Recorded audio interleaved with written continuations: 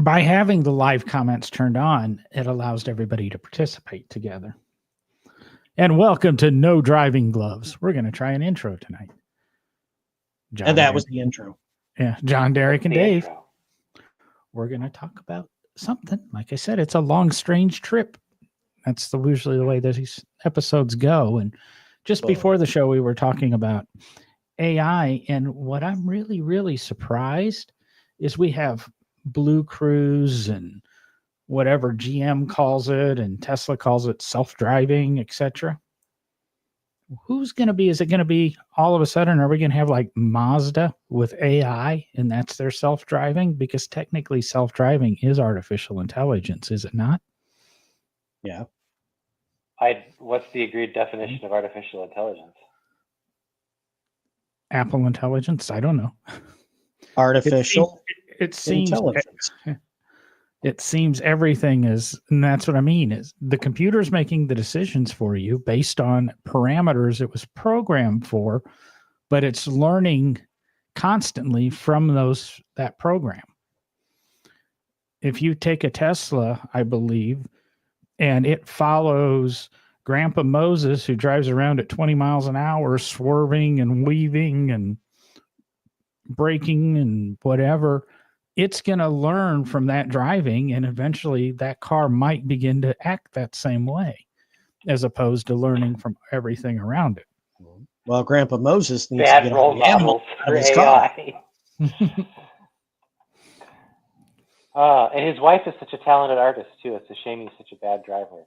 So, and of course, we're using AI in the background, I believe, or at least for the images. I do believe we have to disclose that legally now, but it's not just obvious when people look at it. I feel like, I'm sure that there's a tier of AI that I just am not detecting, but I feel like 95% of what I see on the internet anymore is clearly AI. Like the videos don't move right, and even though they've gotten the fingers and toes things under control, like they always just smack a bit. Well, you forget when we have both you and Derek on, the internet's all screw up and we don't move quite right.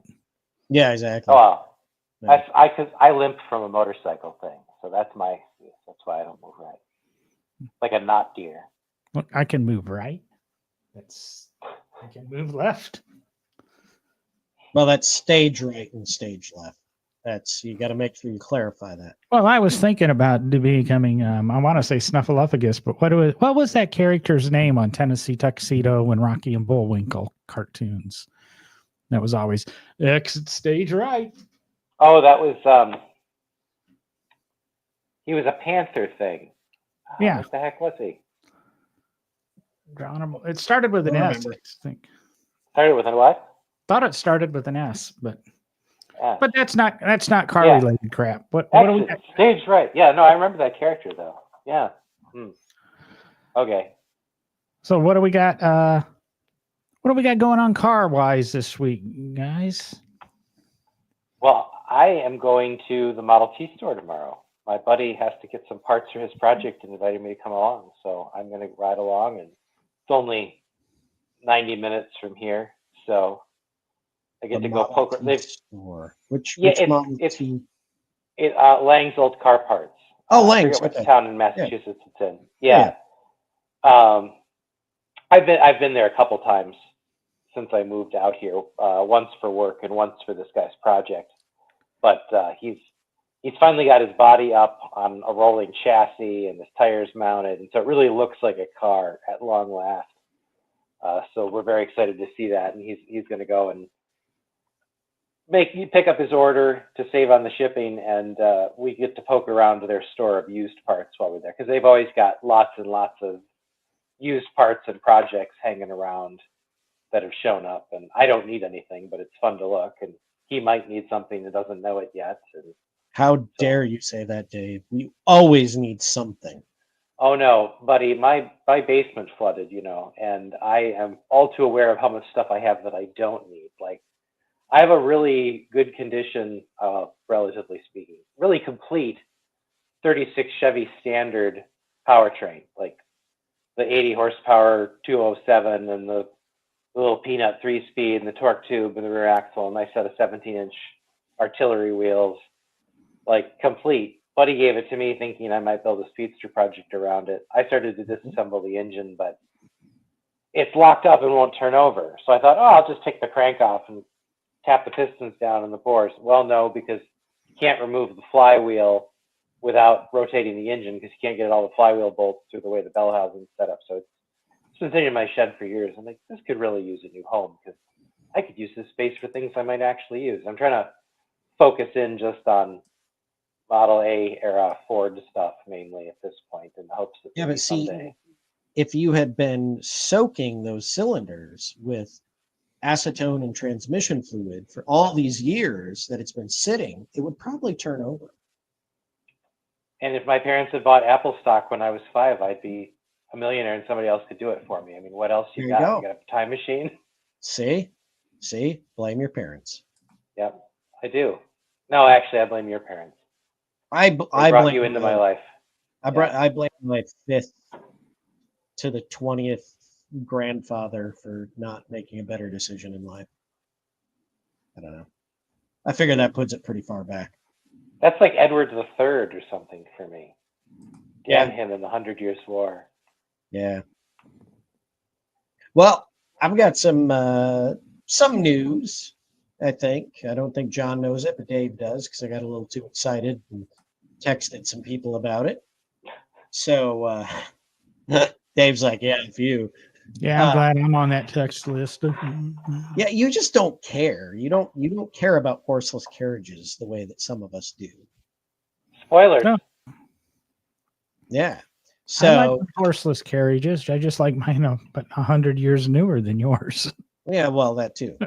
No, so and we've been talking about movie and TV cars lately, and so I found it very fitting that I found the piece of evidence that proves that the Duryea buggy yacht that I now own, I'm in the process of restoring, is the Duryea buggy yacht that was used in the 1927 film The First Auto, which starred Barney Oldfield, of all people.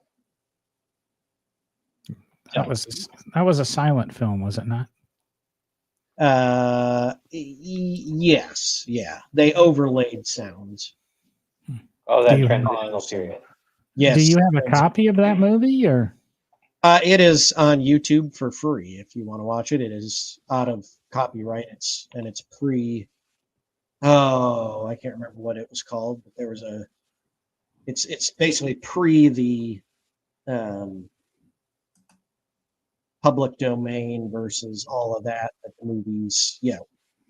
Yeah, well, the With public domain all- updates every year, so Yes, but Is it- whatever that is, it's pre whatever that law was that created in the film world. I read about it one time many years ago. yeah, when you're on my end of podcasting, you hear about it every year in December about well, this is all the new stuff that's coming available in the public domain. So what's the plot of this movie, and what does Barney Oldfield do in it? And what's your car do in it? Well, my car is in it for approximately about 5 seconds.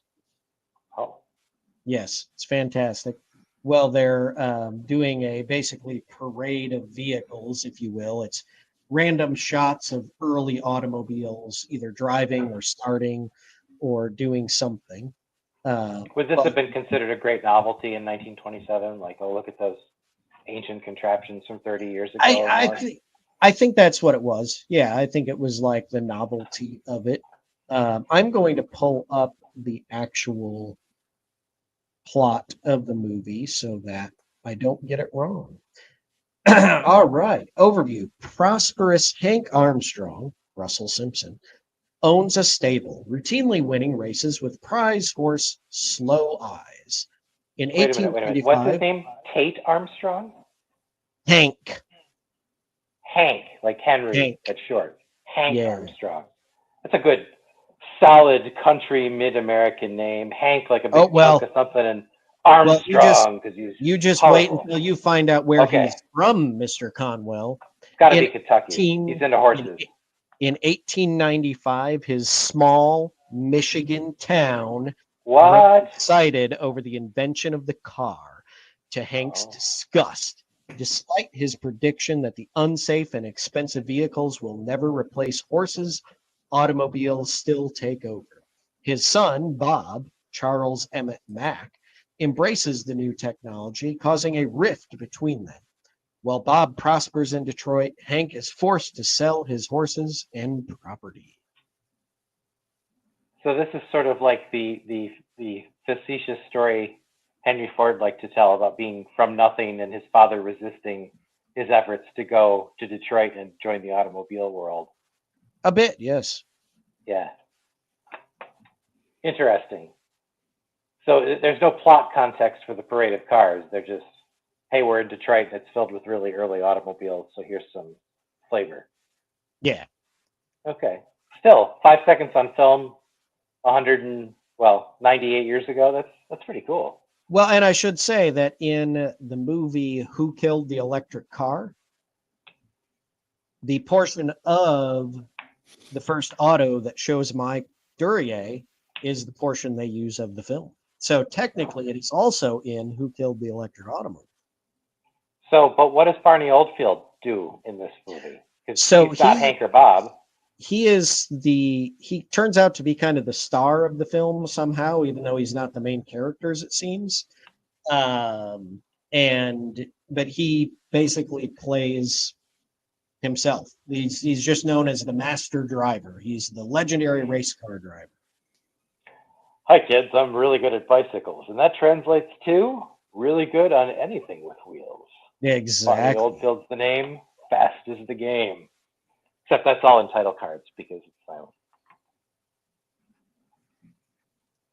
A nice upright piano playing.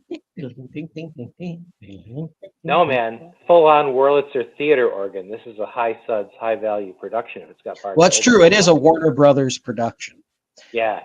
This is the film. I don't know if you've seen pictures of it, but this is the film where Barney is driving a very terrible replica of 999. I have not seen that. I'm look at the sadly not very pictures. video oriented. You can see like through the fake early radiator and see a modern radiator in it. Modern for 1927. Yeah, that's modern. What matters. And then when you see him like driving it, you can see him like using the clutch pedal. It's clear. Yeah, it's like, well, 999 didn't have a clutch. It had a, over just a in-out box with a lever, just bang. And so why wouldn't Henry loan him? He didn't have control of the 999 in 1927. He couldn't have just lent it out, scared up Spiderhoff to drive it for him. So at that time, I don't remember when 999 was found. 999 went missing. And isn't 999 really the Arrow in disguise? So, yeah. Or most of the Arrow restored into 999? It is right. It is when let's see, when Arrow wrecked, they took parts off of it and they kind of. You went quiet, Derek. This is how he emotes, isn't it?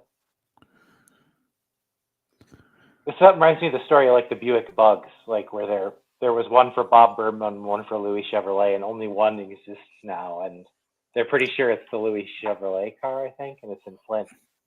Well, back when we talked about movie cars and that, we discussed that sometimes you have some inaccuracies. Not everybody has Taylor Sheridan's budget and can actually put the correct cars in the correct movie. And if 999 was missing, there was no way to go refer. Oh, and they go, and they're building the replica. Did it have a clutch or was it? Nah, we just, they were probably just going off some static pictures. So I'll give them the benefit of the doubt. You know what it reminds me of is I was at Trog, the Race of Gentlemen, in 2015, and there was this twin-engined Model T kind of steampunk brass-looking thing that they had Jesse Combs, the late race car driver, drive on the beach. And they were billing it as kind of a 999 tribute. It didn't really look anything like 999, but it's sort of the same thing where it was like, everybody loves this car and we're going to pay homage to it in one way or the other. And so it would be kind of neat actually to scare up the movie 999 and drive that around as just a speedster now. Because it's got to be probably based on something pretty reliable and normal, like an Oakland or whatever. Are you back, Derek? I don't know. Am I back? You are. You back. are back. Am I front? Am I side? I'm side. So anyway, I don't remember where I left off now, but You tell us about the wreck of the Arrow and how they saved parts of it. Yeah, basically it's as you say, what is at Henry Ford Museum is kind of parts of both cars that became one car before Henry got rid of it. So Before Henry did what? Moved it on, got rid of it. It wound up being located in it was a junkyard in California, if I recall correctly, and a very early Ford Motor Company dealer located it. He actually found the car and saved it, and then eventually it wound up back, at the museum. So you're saying that before it left Henry's custody, or at least his immediate area, is when it was combined into one, when the two cars were combined into one, and then it was sold on. And then later that car was retrieved and restored into 999. Yeah, generally speaking.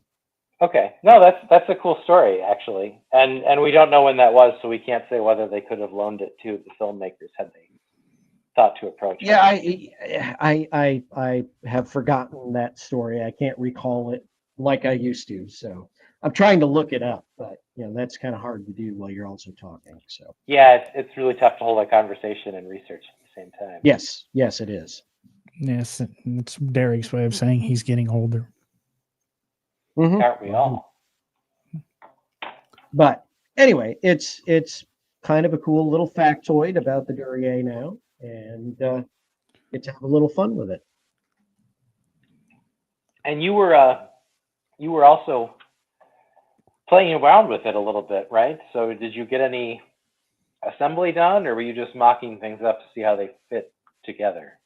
Well, yeah, I mean, I am reassembling the parts that I brought home as the car to figure out that everything's there, how everything goes together, what I need to fabricate, what do I need to repair. And so, yeah, I mean, the body has been together for a while now, statically together, so I can make sure everything's there. And, over the last, weekend, the long weekend, I was able to start assembling the chassis, and axles are back in, suspensions somewhat on it, and figuring that all out. The right front obviously was in an accident at some point in its life, and the axle is bent pretty significantly, and so I got some repair work to do there. And will that be like laying it all heat up up the forge and get the anvil out and do some blacksmithing, or how do we fix this axle? It will probably have to be heated up and reworked, and then all that good stuff. So there's some pretty bad welding. It must have cracked at one time, so I need to clean that out and look at welding that up and making repairs. So it's going to be an adventure. I'll say that. I know cast iron is notoriously hard to weld. Are forgings as hard? Yeah, it's going to be a lot, similar to welding the cast iron, and making sure that heat it up. Heat it up, keep it hot, weld it, and then cool it slowly so it doesn't start spider cracking out on you and doing all kinds of stuff. So there's going to be some time spent into it. I don't know which way I want to go with what you just conversed about, because one of it's, reassembling your car before you can restore it. And that's something I remember when we got the Cunningham in at White Post, and it came in as a car on wheels and everything else was piled into it or in the interior. And you literally had, before you could start restoring the car, you had to put it together to figure out what you were missing. And I've seen so many things on YouTube, Facebook, etc., where they don't do that. They just start restoring. And I don't know how you can do it without having that, knowing what's there or what that endpoint is, or Well, I if, think if something's messed up. I'm going to jump in because I think what it comes down to, John, is what are you restoring, right? And again, I don't know what you've seen on YouTube or different shows, but I mean, if it's something like a Model A Ford or uh, Chevy Camaro or a Tri-5 Bel Air, and it comes in pieces, it doesn't matter. Start restoring it because you can buy anything and everything you need off the shelf. So if you come across something, you just buy it. The problem with the Cunningham or a Duryea or any super low production, fairly rare car that's apart when it comes in, that's when you really have to reassemble it to figure out what's there and what's not. And you better have pretty decent reference pictures. I'm lucky that the Detroit Public Library, the National Automotive History Collection, they have some factory photos, advertising photos, and things from Duryea. So I've printed those. I have them on my computer. I have them on my phone, so I can zoom in on things, see how. I mean, there was a tub, a little, Tupperware type plastic tub with these clamps in it. And I was like, well, they're clearly in this one tub because they all go together. So they got to be for something. And then I was putting the front axle in, and it just sits on top of the one single leaf spring that attaches to the coil springs at the front. And I'm like, well, how in the world did they hold this axle onto these springs? And so I went to the pictures, I zoomed in, and I was like, wow, those clamps that are on that axle look an awful lot like the clamps that are in that one Tupperware tub. So I grabbed the tub, opened it up. Sure enough, they fit the profile of the front axle exactly the way they need to clamp onto the spring. So to me, it comes down to, what are you restoring? Like, if it's a car that you could basically build from off the shelf parts that are repopped and remanned, I mean, then it's not as big of a fear to me, right? I mean, it's still a good idea to try to put it back together before you restore it, but it's not as risky doing it with one of those vehicles as it is with something that is either was very low production or is just there aren't many left in existence and nobody makes parts for it. That would be my approach to it. I don't know. You were shaking your head no a bit, so maybe you have a disagreement. No, I don't necessarily disagree with you, but I don't care. Well, I guess maybe when you get into a Model T, it's simple enough. But even if you got into like you said, a Tri-5 Chevy or a 64.5 Mustang, love to say that to Derek. I mean, that's really hard because they don't exist. I mean, it's impossible to do a 64. See, it's one of those hard cars. But some of those things, and I guess I look at it also from, to be kind of how you look at it, is I want to use everything original possible. So if I'm putting the car together, I know, am I missing this piece of stainless or am I missing this badge? And I can start looking for it. Yeah, if I want a catalog Tri-5, all I care is I have a VIN number and a title. After that, I can have a, we had the episode about the gold Chevrolet Bel Air. That's pretty much a catalog assembled car.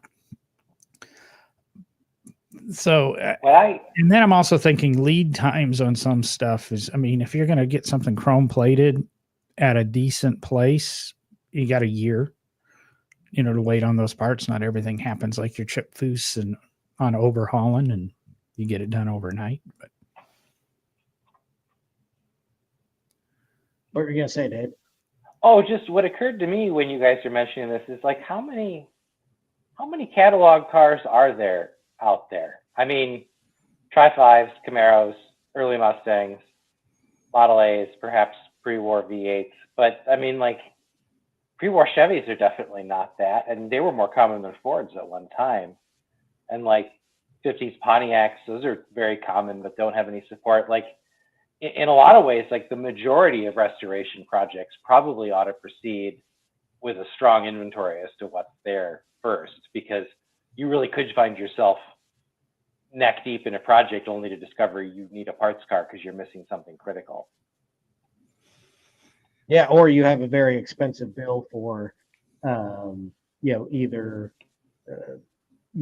3D printing a part, or, going out, Fabrication. using it, Yeah. having a new one cast, Mhm. making patterns and molds and everything you need to do that. That starts sinking a lot of money into a car that might not be worth a lot of money. And you want to figure that out well before you get there. That way you can make the decision on what you want to do. I think this is the reason a lot of cars end up as street rods, and maybe more to the point, kind of poor street rods, is people hit a roadblock and go, well, I can't make this original anymore, so I might as well just throw all of the easily available parts in the junkyard at it, which at one time seemed to be S10 parts, and small block Chevys. But like, I had a neighbor like that. He had a 38 DeSoto. He couldn't find any 38 DeSoto parts. So ultimately he built fenders out of diamond plate steel and put it on a truck chassis, and it looked like hell. But it was, keeping him amused, and it was the only thing he could figure out to do with this 38 DeSoto, because he couldn't go out and get parts. And, now knowing what I know now, in that era, he could have easily picked up a Hemmings and probably found most everything he needed. But even then, he wasn't going to pay to have it shipped across the country to him. So, yeah, the home hobbyist, I think, does definitely owe it to themselves to figure out what they're starting with before they get See, I would into say he might be in a rarer situation. I think the home hobbyist might start, and then they realize they're in over their heads and they can't find the parts, and it becomes frustrating, and it becomes work, and then reality sets in and the expense. Right, and then he sold that for $500. And then they sell it off to somebody else who thinks they can put it together. And maybe that's the person who goes street rodding, or that person gets pissed off. And, the car that was originally bought as a $3,000 car, then's resold for $1,500, disassembled, and then is sold for $1,000, ends up at a street rod place or a hot rod place for $500, and then gets built into whatever. I don't see a lot of people giving up, and then they change their pattern on what they're creating. I listened to a podcast with a famous maker YouTuber, Jimmy DiResta, and one of his billion projects he's got going on is he's got like a 48 Cadillac that was a hearse or something. And when he acquired it, it was the hood and the fenders and the motor and the front doors and the front seats, and everything beyond that was gone. And he's building a Woody, but he's not patterning it off anything. He's a good woodworker, and he metal works and all this other stuff. And he's just building something to have fun with. And I think that's a way to go also. So he's not in that, let's pre-assemble and get it right. I guess Derek's probably right to call me out. It depends on what your end goal is or what you're trying to do, whether or not you need to do that pre-assembly. But knowing other guys do on the same podcast, he's doing a Carmen Ghia, and he's in over his head. He's realizing how long it's going to take, because he's tried to do some YouTube videos on it, but it gets boring when 8 months later he's still replacing rusty sheet metal. That was what we ran into doing videos on the the panel truck at Hemmings. Was we couldn't move fast enough for a YouTube schedule, because you just can't get parts that fast. You can't get stuff restored that fast. It's kind of crazy. I mean, really what you have to do is film everything in advance and then parcel out your season. You can't do it in real time. And I don't know how you make that work if you're a hand-to-mouth YouTuber. Some of the shows seem to get away with it, but you also don't know did they struggle, and now the shows are releasing now, where are they actually building ahead? Because You've got Matt Armstrong from the UK who buys wrecked cars and rebuilds them, for pennies on the dollar and things like that. And he somehow can do it on a YouTube schedule. And Well, he's got he's a made, system now. made a ton of money doing it. But go back to Jimmy that I was talking about, who's doing the Cadillac. He's also has this thing he calls the Graveyard House, and it's a 1800s farmhouse in upstate New York that he does like quarterly videos on the progress, because stuff's slow, and it's really slow when it's cold in upstate New York, in the winter. Mhm. You're kind of familiar with it. Yeah. So it's like we're going to level the floor in this section of the house. And then ended up, they had to cut the entire floor out and put a whole new floor in, joists and rafters joists and subfloor and everything to Making anything level in a house built prior to, I don't know, 1950 is prior to an 2024 exercise in madness. Yeah, like you're just chasing and even if it was level to start with, it gets some age on it and things dry out and twist. And Mhm. Well, the house that I had that was built in 1819, when I acquired it, part of the agreement was the little butler's pantry off the kitchen that was an add-on had begun to lean, and the guy had to jack it up and level it and whatever was taken, to do that. And that project was just, I saw a lot less work than there really was, and a lot less money than there really was. So eventually it got abandoned too in the course of time.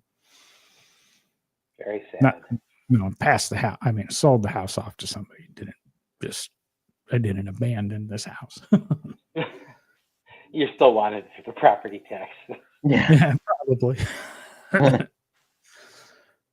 I don't know. It ran away. Somebody stole it. Yeah, I hate it when that happens. Grand Theft House. But don't joke, Derek. That happens now. Yeah, I know. So anyway, that's that was a very drifted off topic, but that was my new automotive news for the week. Well, it's just like It's a Long Strange Trip, as the name of the episode goes. Started with AI. We talked about your 20s era or aught era car, and then we talk about a 20s era movie, and then we get talking about restoration, and it's just a strange trip we go on these episodes of No Driving Gloves, which, if you are enjoying, please like, share, and subscribe. Click the little bell at the bottom if you're watching on YouTube. Share it on Facebook, whatever. But we're here every Thursday night at 9:00, and the audio episodes are beginning to release again. The editor, myself, fell behind, but they are getting out there too. And for those listeners that started to get on me about it, I appreciate it. Sometimes I need a fire lit under my ass. Then you need a steam car, John. What kind of car? Steam. A steam car. Oh, one that's got a fire under your ass. Yeah. See, I'm used to people making burning car jokes about electrics, but I haven't heard one in a while. It's because electric cars don't catch on fire that often. I thought it was just that they were especially hard to put out and keep from reigniting or something. I don't know. They are especially hard. They are especially hard to put out and keep out, but they catch on fire a lot less frequently than gasoline-powered automobiles. I haven't had a gas car catch on fire in several years at this point, thankfully. Knock on wood. I think I've only had one catch on fire, and that was an electrical fire. Ironically, it was a gas-powered car with an electrical fire. Well, so often it is. Even when houses burn, it's usually an electrical fire, it seems like. Very true. The importance of Are you saying electricity's bad? No, it's just scary and dangerous. We should get rid of electricity. No, because kerosene lanterns are worse. just all of a sudden, that gets into a whole nother thing. If we got rid of electricity, what would we replace it with? Whale oil. Yes, and wax candles. How would we power our computers with whale oil? No, that's the beauty. This world doesn't have computers. That's why I want to go back. Yes. And it can't be any AI if it has no place to live. Live by the artifice, die by the artifice. Intelligence. AI won't let that happen. The AI won't let it happen. It's like No. the plot of The Matrix. I've tried watching that movie multiple times, and I just can't get. I can't get through it. I understand they're great movies. It's kind of like that series with the little robot and the furry guy and Harrison Ford. Star Wars. It's a little. I was starting to wonder what Yeah, kind of okay. movies you're watching that have robots and furries. And Every Harrison Ford movie's like that. You've never seen Star Wars. I've seen Star Wars once, Oh, maybe. you just twice. didn't get into it. Yeah, I've probably seen Star Wars twice. I've probably seen Empire Strikes Back twice, and I've seen Return of the Jedi maybe once.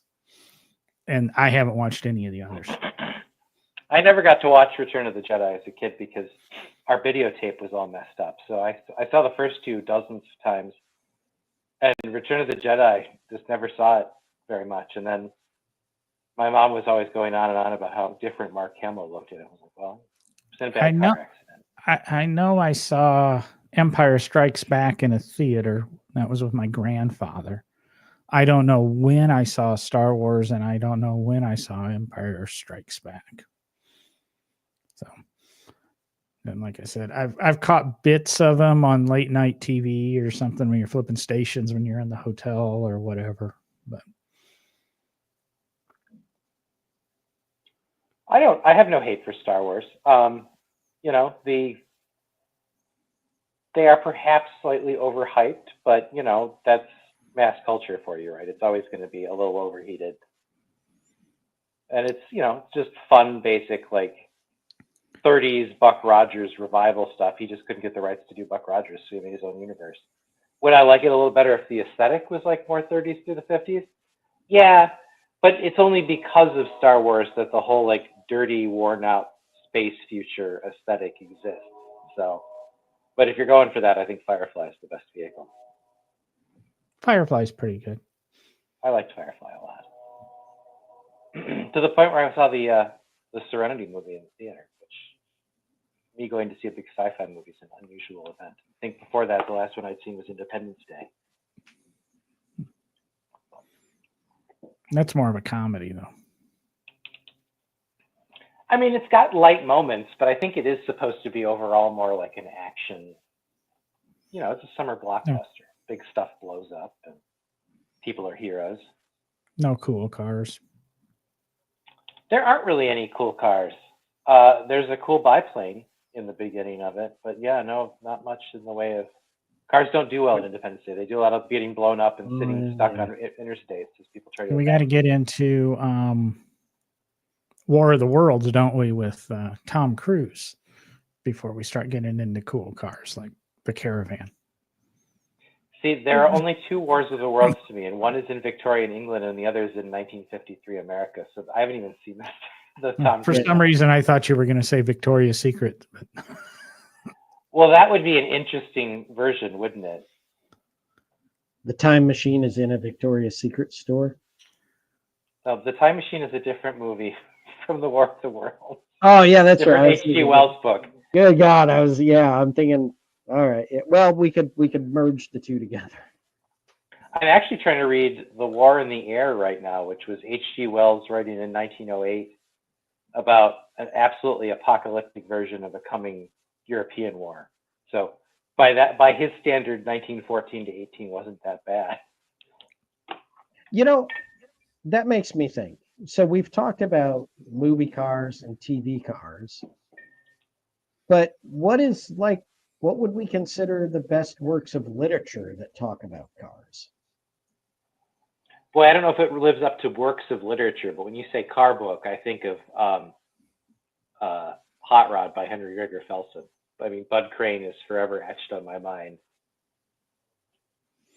See, and that seems like a question that would involve fictional books, and I don't read fiction. So I don't read much anymore because my eyes just don't like reading. But I No, I couldn't tell you a fictional book that right? I've read. And occasionally her and I'll listen to one on a road trip, audio book, but they're usually not car. I mean, I do have a copy, and it's not here. I can't duck behind the curtain and pull it out, but I do have a copy of Cars by one of those famous authors. But I can't remember which author, but Yeah. I mean, and some of the older books did talk a little bit about cars. Obviously, The Great Gatsby had some car scenes in it. And Yeah. every great And I'm Gatsby talking about movie the gets the cars book. wrong. I know I'm talking about the book, not the movies. And but then in the modern day, probably, and I don't know if I ever say his name right. I hope I do. That some of the books that had the most interesting cars in them were the books that Clive Cussler wrote. He would always try to integrate one of the cars from his collection into his book series. Right. So there were always some interesting vehicles in his books. That's true. No. That guy loved a good car.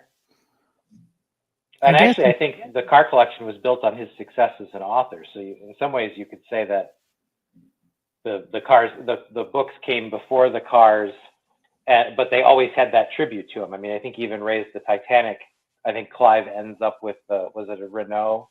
The Renault, yeah. Yeah, the one that's got Jack and what's her name's leavings in the back seat. Yes. That's I get never come out. Yeah, maybe that book was called Toys. Toys. Is this is a work of fiction and it's about cars?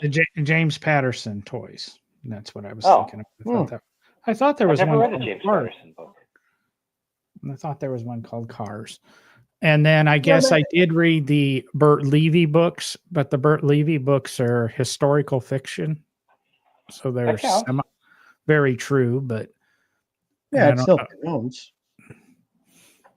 I don't know if you can, as long as it's not like a reference book about automobiles. So like, we can't sit here and be like, oh, the Standard Catalog is the greatest book ever written about automobiles. No, it's a reference book. That doesn't. But I would be interested to know what you guys love for nonfiction works about cars. I mean, I'm always up for what's the one about Rene Dreyfus, the auto racing driver who beat the Nazis in the 30s?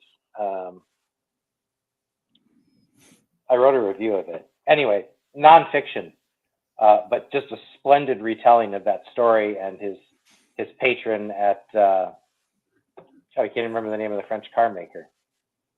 I'm off tonight, sorry. But anyway, Dreyfus, race driver, 30s, very well worth a read. Didn't come out very long ago, and is both nonfiction and reads as easily as a novel if that is what you enjoy. Interesting. I've talked about it recently, and the one that I've enjoyed that really sticks out, probably because it's one of the most recent ones, also was the Rudolf Diesel biography. A Mysterious Gentleman. That book I think is really worth it. Doesn't matter if you're a car person or it covers a whole realm. If you're anything, if you're into steampunk, if you're into making, if you're into diesel, if you're into tractors, if you're into submarines, if you're into cars, if you're into trucks, that book it's just he like you said, he was a fascinating man. And heck, even if you're into espionage and he lived a very, I think this might be The Mysterious Life of Rudolf Diesel. Yeah. He lived a My very question is- mysterious life. My question is, when you go to like close the book and put it down, do you just kind of read a little bit more? It just kind of Just diesels on. keeps running a little bit, just keeps dieseling on. No, but it is one that when you sit down, as you walk away, you turn back and look at it on the coffee table. Yeah. That's a good book. Yeah.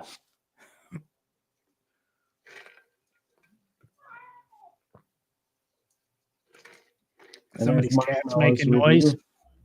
Yes, that's Marshmallow. He's come for the nightly meowing. I don't know why this has become part of his routine. He must consider the garage his territory, and I'm taking it up too late at night. He's just the fourth host of No Driving Gloves. And probably the second most intelligent. Exactly. He does spend a lot of time under cars. There we go. You're all wet, sir. Yeah, you go back on the floor. Clearly, there's a coolant system leak. You better check your cars. Yeah, it's the clouds. The We clouds were are going to leaking. do the driving gloves after dark joke there, but No. I had a really excellent point to make, and I have completely forgotten it, hence that loud, long silence. It was something inspired by John discussing the Rudolph Diesel book. But I do love anything that's got kind of a pre-World War I European history bent, because it was kind of the most exciting, interesting time, like in the brass era with like the what was it, the Prince Henry Cup and stuff. I mean, I just feel like that would be a ripe setting for an espionage novel if it hasn't already been done. Yeah. Now I'm starting to think it'd be kind of interesting to go back and find all of the early literature about early automobiles. Might actually, I'd be interested even to figure out what the first work of fiction that mentions the automobile is. Like, what was the first time it actually gets written about in a book, right? That it shows up. That could be interesting. Well, and you might even have speculative fiction mentioning them before they really were a workable concept. I mean, imagine that too, yeah. Like, imagine a dime novel, and the guy's heard of like what Roper was doing in Springfield with the steam wagon, and thinking, oh well, someday these things are going to be everywhere. Well, that book, that H.G. Wells book I was talking about, the War in the Air, automobiles themselves are replaced by everything runs on two wheels. So first, there's a monorail system. The gyroscope is a big deal in this universe that he's created. So first, there's a monorail, and then road cars switch from 4 wheels to 2 because they're all gyroscopically balanced. So 4-wheeled road cars become sort of a antiquated curiosity. What year did he write the book? Do you remember? It came out in 1908. Wow, that is awesome. No, the guy had a really vivid imagination, and it goes way beyond, the War of the Worlds and the Time Machine. Those are just the two most successful and longest lasting kind of books that have had adaptations made of them. Yeah. Oh, yeah, definitely. They're the most populist, right? They're the ones that people can easily digest and, actually kind of understand. Well, the war, and this is, we've turned this into a literature podcast, but the War of the Worlds is interesting because he wrote it actually as an allegory for British colonialism. So the Martians come and do to Western Europe and Britain, and it's vividly shown what it's like to have a superior technology alien invader show up and, do in your society despite your highest tech best efforts to resist them. The Dreadnought and the British Army with its field pieces and things all running in front of these walkers. And at the end of the day, I mean, even this is sort of a colonial thing. Like, at the end of the day, it's the native diseases that do in the would-be colonial conquerors. But then everybody's left looking at Mars and going, well, holy smoke, what if that happens again? Because they're still back there and we can't get at them. And there actually is, there's a tradition of sequels written to War of the Worlds where Earth like fights Mars again on Earth's own terms, including one that stars Thomas Edison. And this was written in period. So the War of the Worlds, yeah, was a really big deal, but people took it more as a conventional adventure story than they took it as the allegory for colonialism that it was supposed to be, which sort of puts it in the same category as The Jungle, where he's trying to tell people about how mistreated the workers in the packing houses are, and everybody's going, "Ew, we eat that? We need to fix that."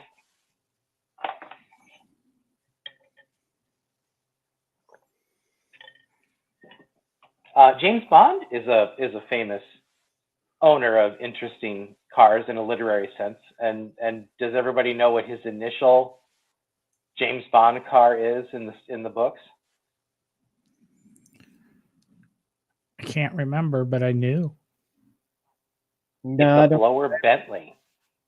He has a blower Bentley that was fitted by his personal friend Amherst Villiers with the supercharger, because of course Ian Fleming knew all these people in period and like hung out with the Bentley boys and whatnot. So yeah, James Bond in the early 50s drives a late 20s or early 30s supercharged Bentley. He drives it in Casino Royale because there's a car chase and he gets his tires blown out, ends up captured by the bad guys and they torture him. But the car survives and is restored, and it's only finally totaled in From Russia with Love, I think. He like runs into a big roll of paper and destroys it. And then he moves on to other cars because I think by that point the Bentley was feeling a little dated, even to Ian Fleming. But, you know, because of the movies, we associate him with Aston Martins. But you can't imagine early 50s James Bond driving around in a 30s Aston Martin, because that's a very different, much more sprightly kind of car than a DC-5. I love them. I love the 1.5 liter Astons. I saw one at some auction in Monterey one year, and I got up close to it, and it is like the most, like scale-wise, it's like a Model T Speedster, but it's like, it's finer. It's not quite jewel-like on the level of a Bugatti, which is also the same sort of scale, but it's maybe not a Spitfire because Spitfires are too swoopy, but like maybe like a Gloucester Gladiator. It's like a really tough, very British, small, scrappy kind of car. And man, I would desperately love to drive one at full song. But there's like a $1.5 million machine, so Yes. that's not going to happen. Hey, never say never. It's just Well, all that's who you know. that's why I want my Model A. Like the closest I'm going to get is going fast in a. One of my former coworkers referred to Model T Speedsters as a Bugatti built of tractor parts, and I really love that description. I've Fair held on to assessment. it. Yeah, that's what I want. My Bugatti built of tractor parts, or my Aston built of tractor parts.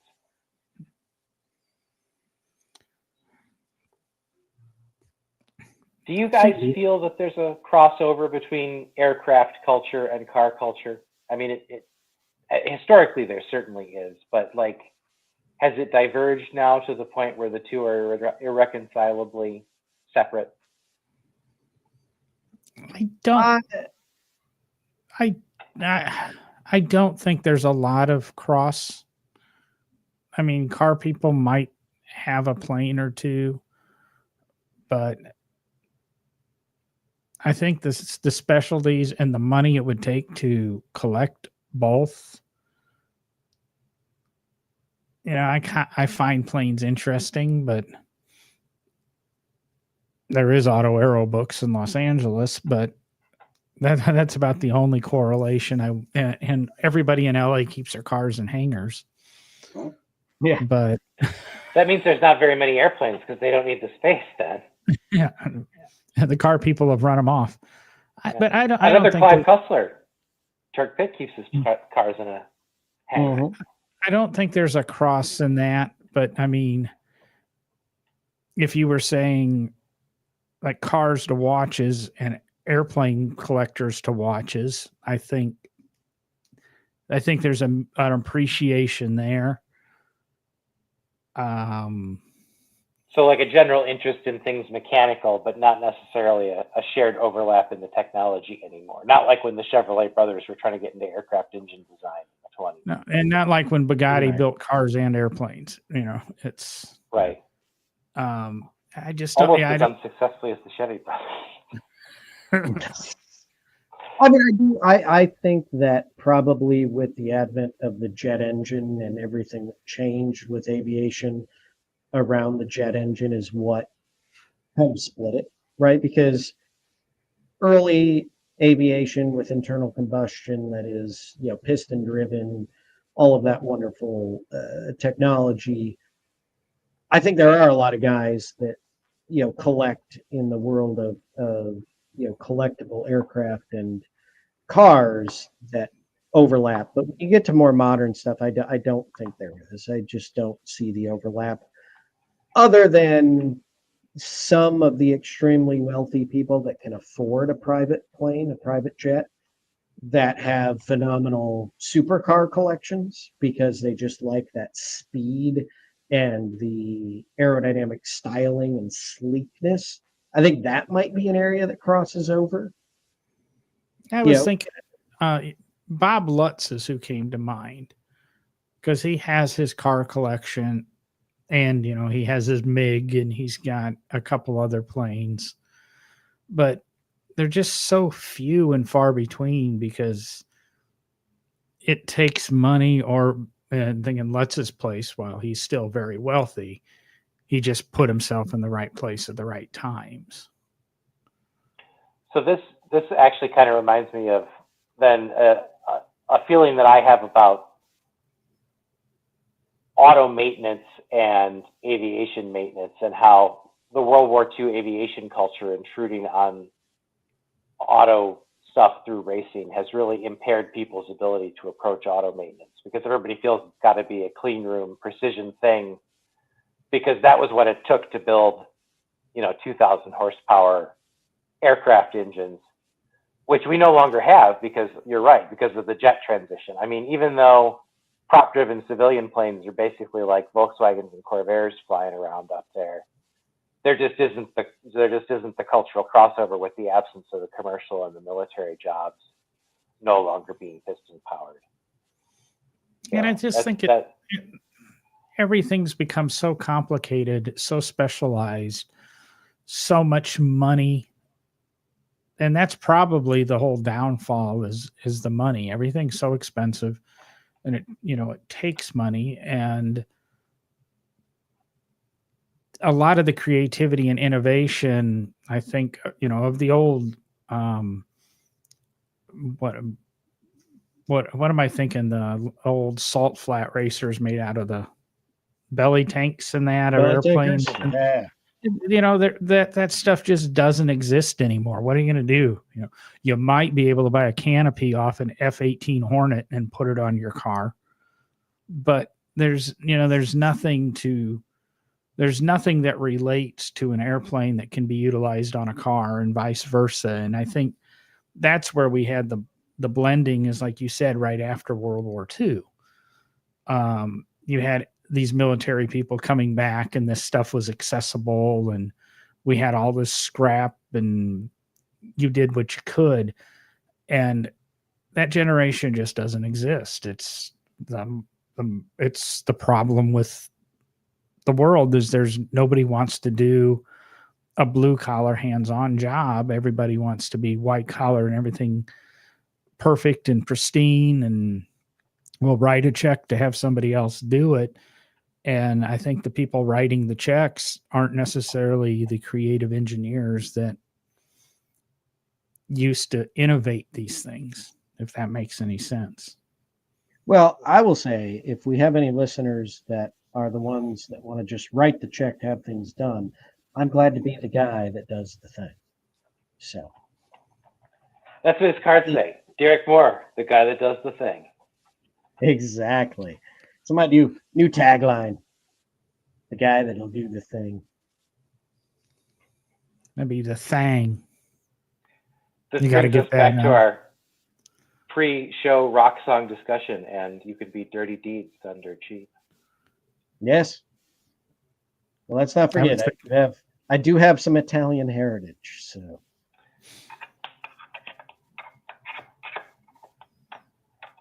All right, guys. It's been a good evening. I have enjoyed the chatter. I will finish by my final thought, which is, if you missed the link between cars and aviation, come to the pre-war stuff, because there's nothing like flying in a Gloster Gladiator, like driving your Bugatti made of tractor parts. I love it. Well, I guess we're. Shall we wrap it up, guys? Yeah. Thanks for stopping by the garage. I don't have a tagline this week. Thanks for listening. Yeah, I think we're going to leave it with one tagline per episode. It gets a little long when we all say goodbye. Love how he changes his mind before he tells us. I have to change my mind before I can tell you. I can't tell you what my It mind. didn't come out right. Okay. Mind thinks it. I love how he waits to tell us until we start getting into it. And then he's like, well, yeah, but we're not going to do that anymore. Well, You've brought shame on the podcast. remember, I'm psycho, not psychic. So, with that, damn buttons aren't working.